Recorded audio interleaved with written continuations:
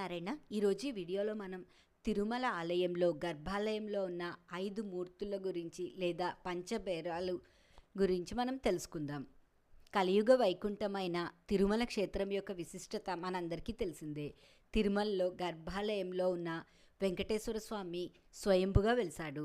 గర్భాలయంలో వెంకటేశ్వర స్వామి మూల విరాట్తో కలిపి ఇంకా 4 మూర్తులు ఉంటారు. ఈ 5 మూర్తులను పంచబేరాలు అని పిలుస్తారు. బేరం అనగా విగ్రహం అని అర్థం.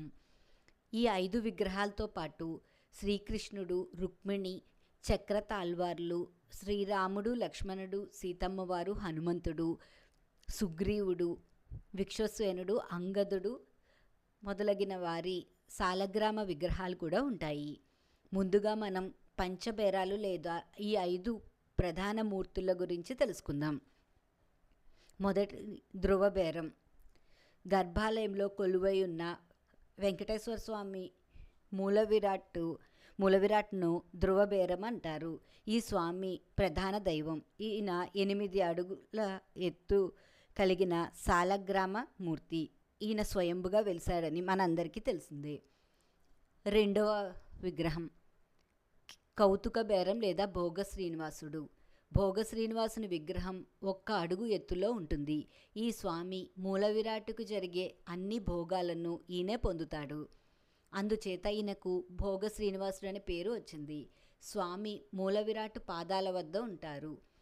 ఈ స్వామిని రాత్రి బంగారు మంచంలో ఉంచి శయన సేవ జరిపించి మరలా మర్నాడు తోమాల సేవలో ఈ స్వామికి అభిషేకం చేస్తారు.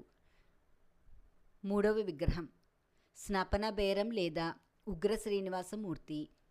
ఉగ్ర శ్రీనివాసమూర్తి మూల విరాట్ యొక్క కోపాన్ని తెలియజేస్తారు.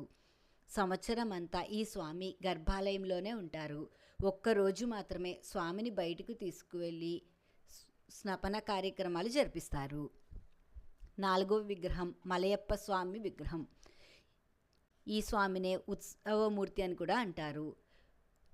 మలయప్ప స్వామి శ్రీదేవి, భూదేవి అమ్మవార్లతో గర్భాలయంలోనే కొలువై ఉంటారు.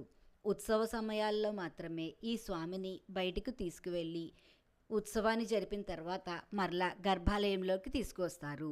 బ్రహ్మోత్సవాల్లోనూ, రథసప్తమి, వాహన సేవ అన్ని ఉత్సవాల్లో ఈ స్వామినే తీసుకువచ్చి ఉత్సవం పూర్తి అవ్వగానే మరలా గర్భాలయంలో ఉంచుతారు.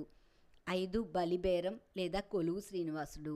కొలువు శ్రీనివాసుడు గర్భాలయంలో స్వామి మూల విరాట్టు పక్కన ఉంటారు. ఆలయ రక్షకుడిగా భావిస్తారు. ఈ ఆలయంలో వచ్చే ఆదాయం అన్ని వివరాలను ఈ స్వామికే తెలియజేస్తారు. ఈ విధంగా తిరుమలలో గర్భాలయంలో ఉన్న ప్రధాన మూర్తుల గురించి మనం తెలుసుకున్నాం. ఈ వీడియో మీకు నచ్చితే నా వీడియోని షేర్ చేయండి, లైక్ చేయండి. ఇలాంటి ఆధ్యాత్మిక వీడియోలు చూడాలంటే దయచేసి నా ఛానల్ని సబ్స్క్రైబ్ చేయండి. ఈశ్వరి గుడిమెట్ల. జై శ్రీమన్నారాయణ.